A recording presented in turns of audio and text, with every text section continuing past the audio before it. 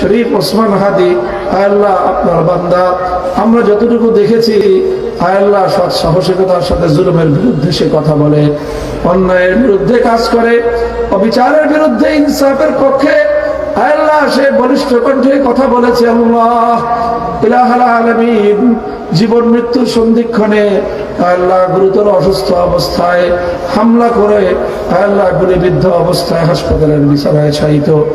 ইলাহাল আলামিন আপনার কুদরত ছাড়ার কোনো ভরসা নাই। আল্লাহ আপনি শরীফ ওসমান হাদিকে শেফায়ে কামিলা আজলা কুল্লিয়া নসিব করে দিন, পরিপূর্ণ সুস্থতা দিয়ে আবার জাতির মাঝে ফিরিয়ে দিন।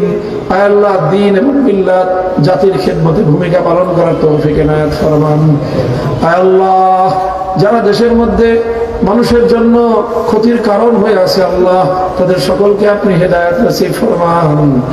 আল্লাহ হেদায়েত যাদের কপালে নাই আল্লাহ তাদেরকে সর্বতভাবে আপনি নির্মূল করে দিন।